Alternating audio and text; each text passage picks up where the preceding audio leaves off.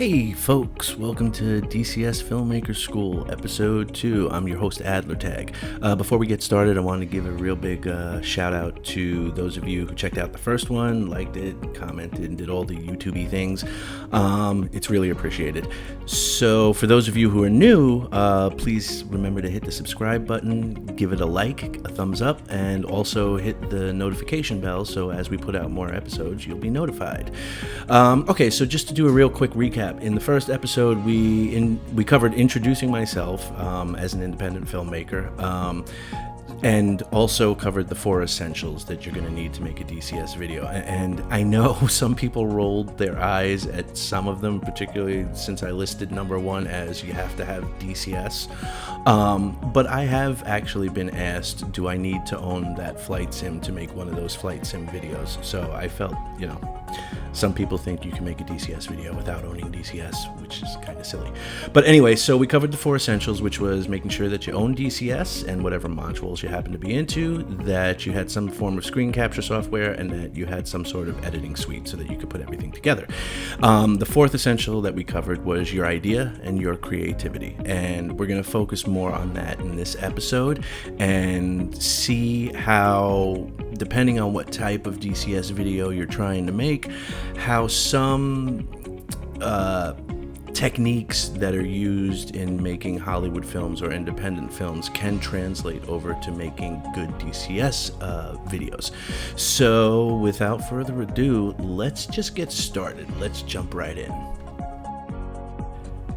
So every good film starts with a good plan, and your DCS film is no different. You don't have to get too in-depth. You're not going to need things like treatments and beat sheets and stuff like that, but you need to have an idea of what it is you plan on doing.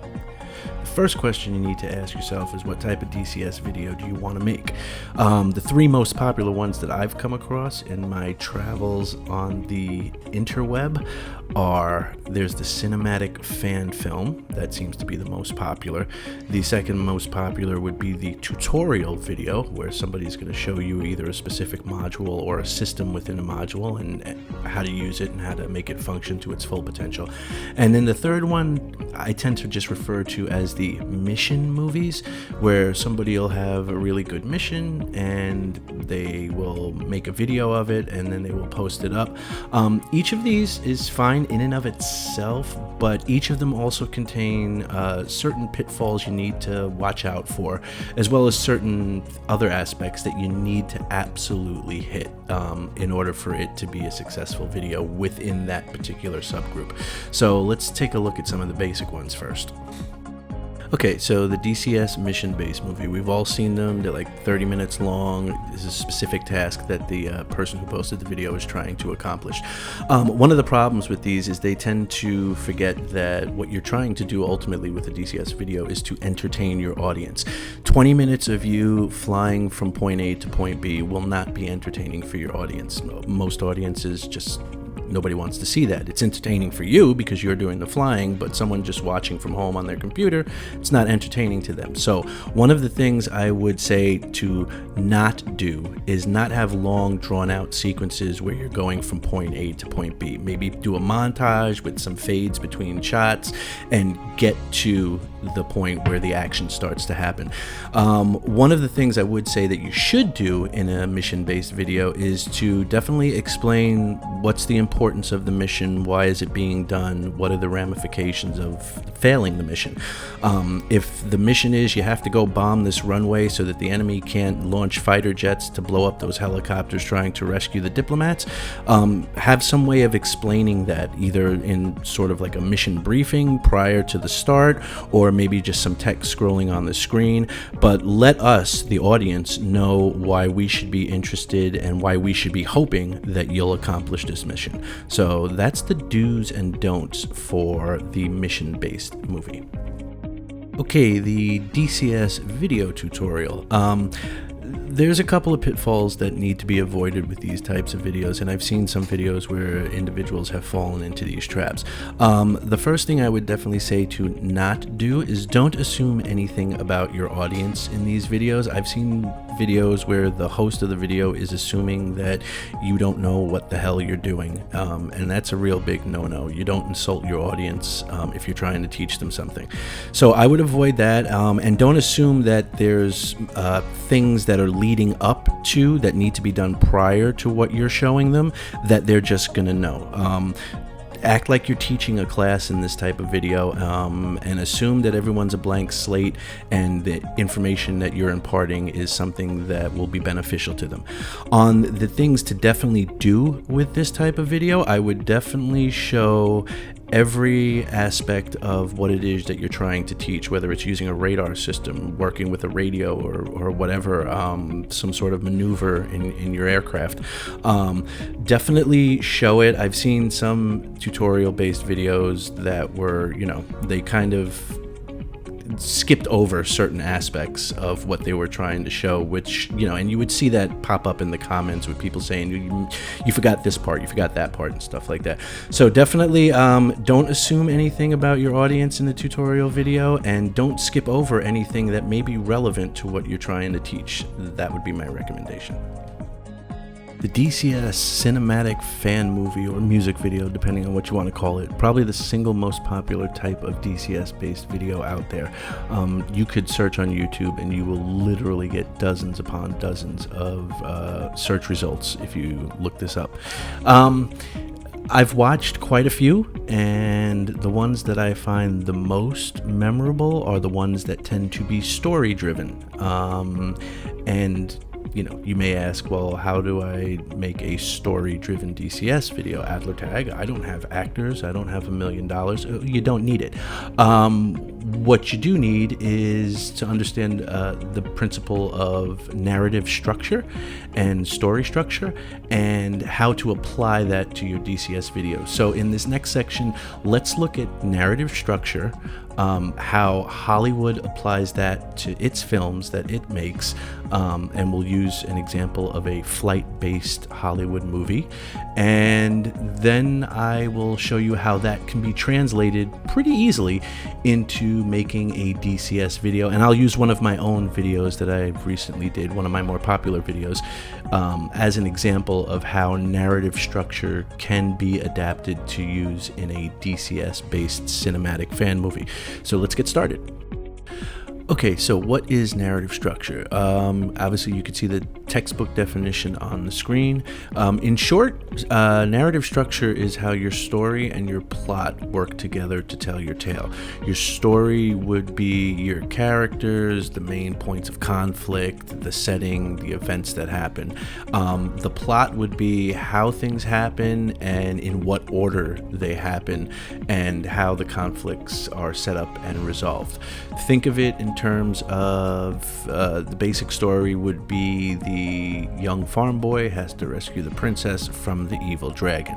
The plot would be how he's supposed to rescue the princess, when he rescues the princess. Does he kill the dragon first? Does he rescue the princess first and then fight the dragon? And how these things get set up and resolved. I'm just sort of skimming the surface here because this is such a broad subject that universities teach entire courses just on this, but I wanted you to have a basic understanding of narrative structure. And now let's take a look at how narrative structure has sort of been adapted by books and film into what's known as the 3-act structure. Okay, so here we have the 3-act structure. This is the one you're probably most familiar with, even if whether you're aware of it or not. Almost all Hollywood films use this. Most of your best-selling novels will also use this. It's loosely based on what's known as Freytag's pyramid, which was put forth by a poet in the 19th century by the name of Gustav Freytag, who studied all the big major stories and sagas going back to the time of Aristotle, and he found that they had one thing in common, and that was a 3-act structure. There's usually Act 1, as you see, is usually the setup, that you're introducing the reader, or in the case of films, the viewer, to the world as it is, the normal that that we're introduced to. Act 2 is usually some form of confrontation or transformation. The hero goes on a journey, they acquire the magical weapons, so on and so forth. And then Act 3 is usually the resolution. They have the final climactic battle with the bad guy, and then things sort of slowly fall back down, introducing us to the new normal after the hero has sort of gone on his journey. The Freytag's Pyramid sort of works hand in hand with Joseph Campbell's The Hero's Journey, as well as what's known as the story circle, in that you start in one spot, you follow your main character through a journey, and then you come back to a similar spot that you started from, but now the hero's been changed, you as the viewer have been changed, or as the reader have been changed, and it's sort of that sort of story arc. In a 3-act story structure, most films will do that, and let's take a look at one of them right now. So let's take a look at how a 3-act story structure is used with every flight sim enthusiast's favorite film, Top Gun. Okay, so let's really quickly go through how a 3-act structure is used in Top Gun.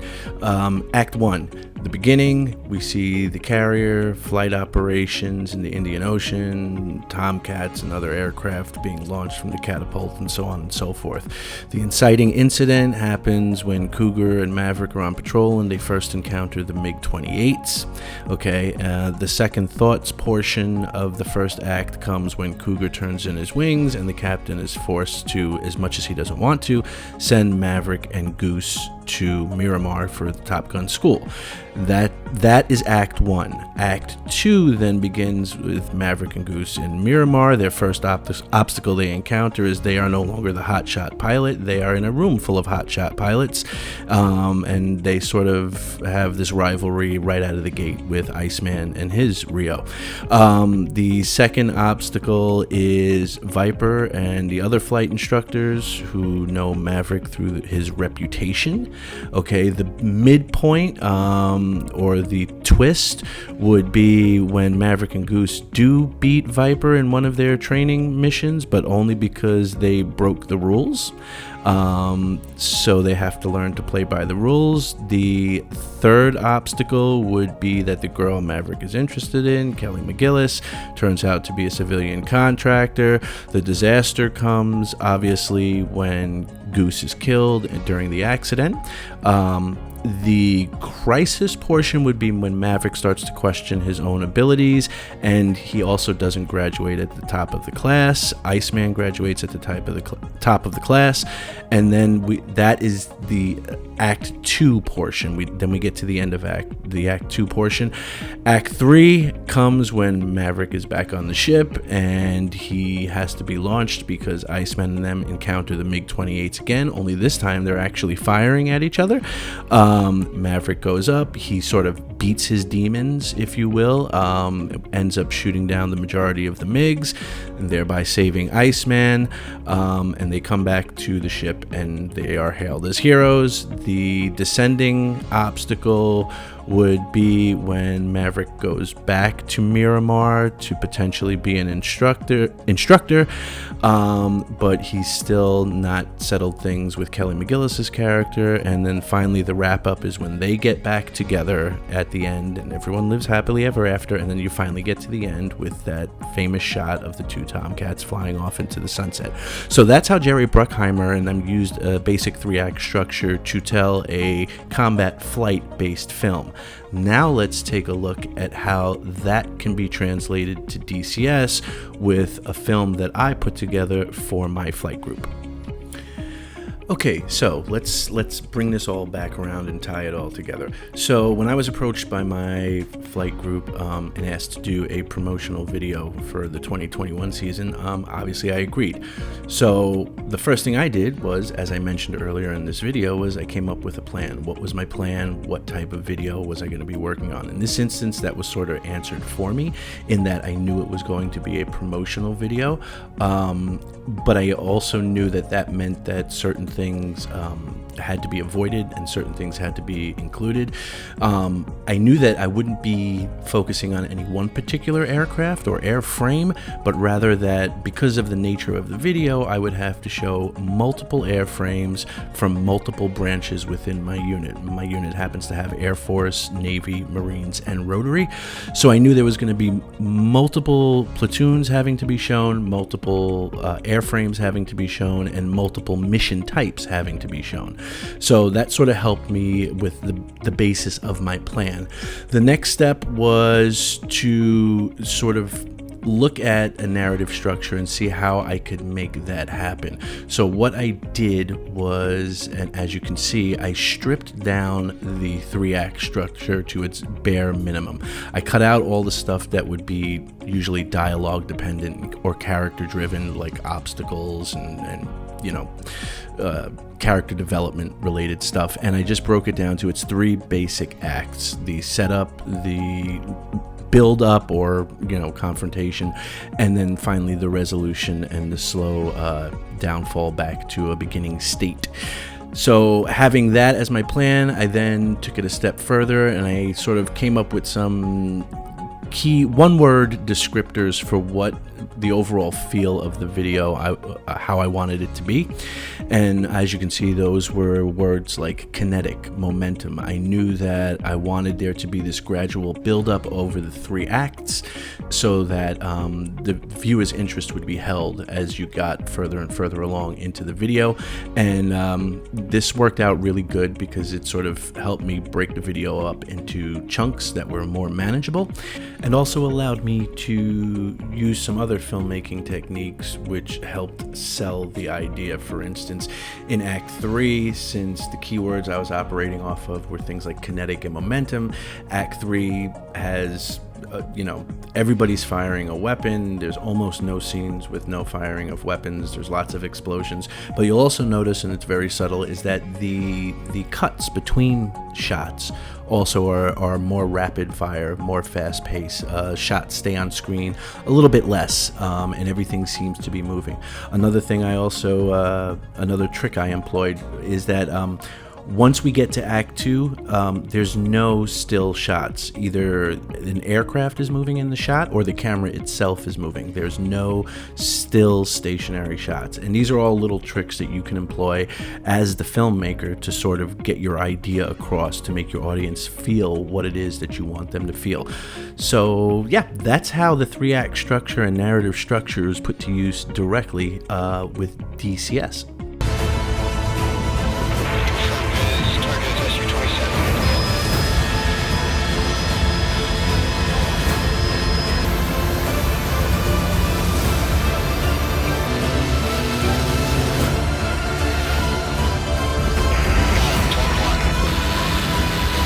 Alright guys, there you go. I hope this all made sense for you, and I hope I was able to tie it all together for you, but that's how narrative structure ties in with DCS videos. I know this was a long one, and my apologies for that, but we were trying to cover a lot of stuff in this one. So if you stuck around to this point in the video, thank you. You are awesome. Future videos, we're going to be talking about things like lighting and shot composition, and we'll be taking a deep dive into DCS 2.7 and all the camera controls and view angles and some of the new options that they give you. So I appreciate everyone taking the time out to watch this video. Please remember, if you like what you saw, hit the subscribe button, drop a like on the video by hitting the little thumbs up, and hit the little notification bell so that you'll be notified when we put out more of these. And if you have a comment or a question, or if something wasn't clear or you need a better explanation of it, or if there's something maybe I missed, feel free to drop a comment. I do see them all, and I try to respond to them all as best as I can and as quickly as I can. So I'm going to leave a link for the Ever Vigilant video so you can watch the whole video. And again, thank you everybody. As always, I am your boy Adler Tag from the NA 33rd Battalion, and I will see you in the skies.